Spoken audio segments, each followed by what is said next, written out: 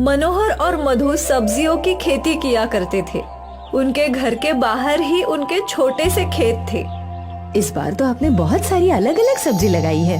हाँ मधु, इस बार पहली बार मैंने कद्दू की भाजी बोई है। जब सारी सब्जियां आ जाएगी तो हमें अच्छा खासा मुनाफा होगा।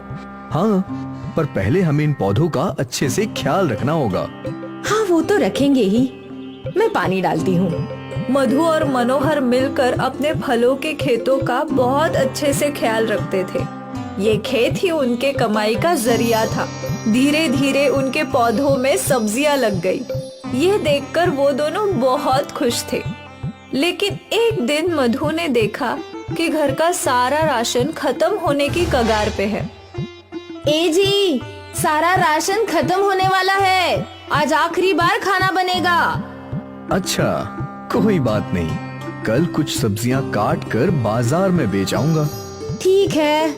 उस रात जब मधु और मनोहर सो गए तो तेज बारिश शुरू हो गई। बारिश के साथ तेज आंधी भी शुरू हो गई। मौसम अपना कहर बरसा रहा था। अचानक बिजली की आवाज से मधु की नींद खुल गई।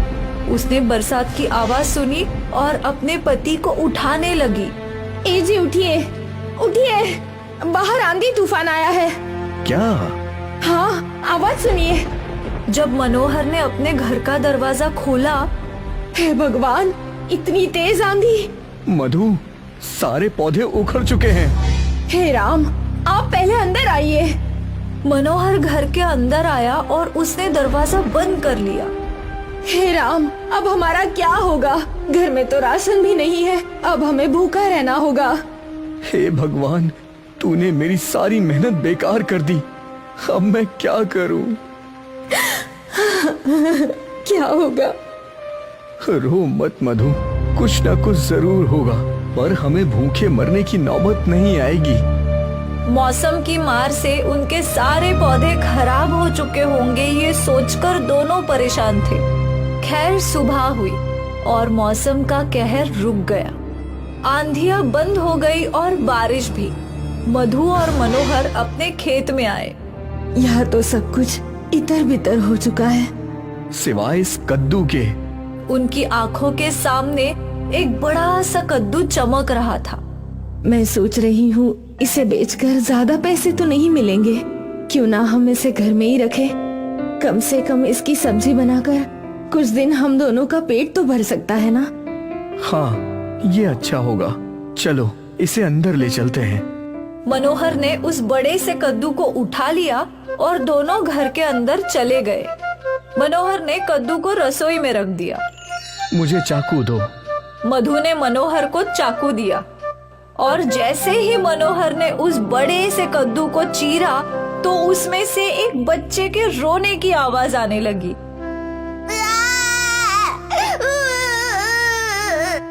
ये क्या?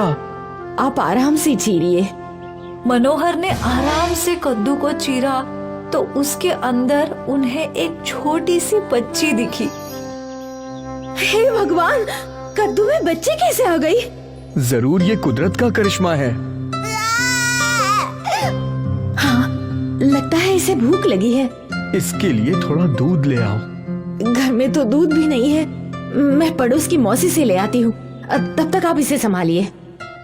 मधु दूध लेने पड़ोसन के घर चली गई और यहाँ मनोहर बच्ची को देखने लगा। भला कद्दू के अंदर बच्ची कैसे आई होगी? ये कोई मामूली बच्ची नहीं होगी। जरूर ये अद्भुत है।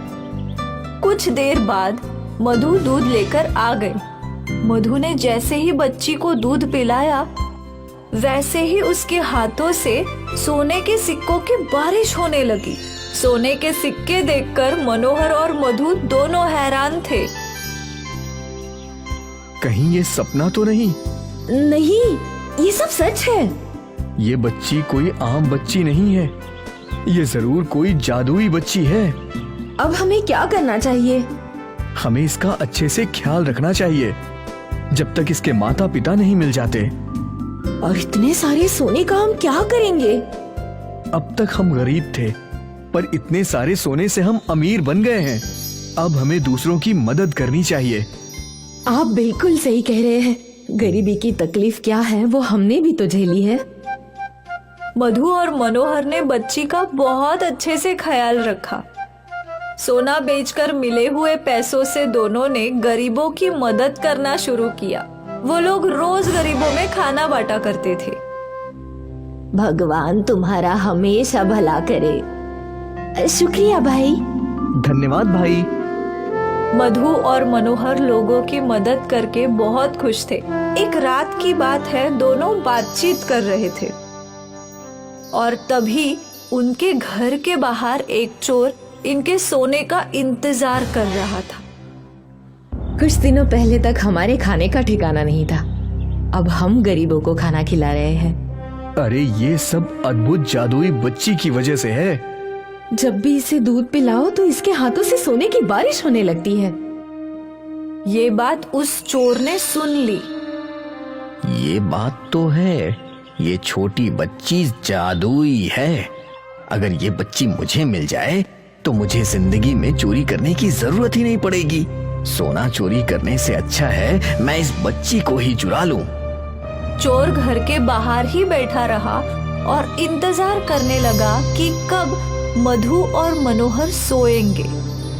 और कुछ देर बाद वो लोग सो गए। यही सही मौका है इस बच्ची को चुराने का। चोर घर के अंदर घुसा और उसने पालने में सो रही बच्ची को उठा लिया। पर जैसे ही उसने बच्ची को उठाया वो हैरान हो गया। ये अचानक से इसका वजन क्यों बढ़ता जा रहा है? अरे रे, क्या खिलाया है इस बच्ची को? ये तो बहुत भारी लग रही है। बच्ची का वजन बढ़ता देख चोर ने उसे वापस पालने में रख दिया और पालने में रखते ही बच्ची जोर जोर से रोने लगी।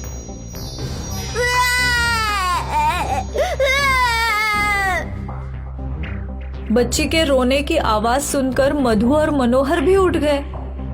मनोहर ने चोर को पकड़ लिया और उसे पीटने लगा। छोड़ दो मुझे, छोड़ दो मुझे। चोर ने मनोहर को धक्का दिया और भागने लगा। चोर चोर चोर। मनोहर की आवाज सुनकर सारे गांव वाले वहां आ गए। ये मेरे बच्ची को चुराने आया है।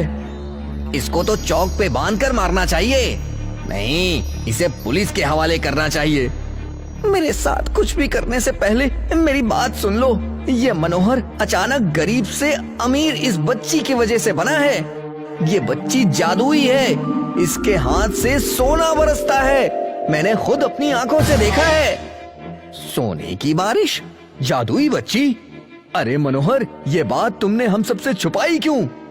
शायद सारा सोना तू अकेले ही हड़पना चाहता है। हाँ, ये गलत है। इस बच्ची पे पूरे गांव वालों का हक है और इसके सोने पर भी। हाँ हाँ, मैंने तो सोने को गरीबों में ही दान किया है। वो सब हमें नहीं पता। हमें भी सोना चाहिए, हमें भी। तभी उनके सामने एक परी आई।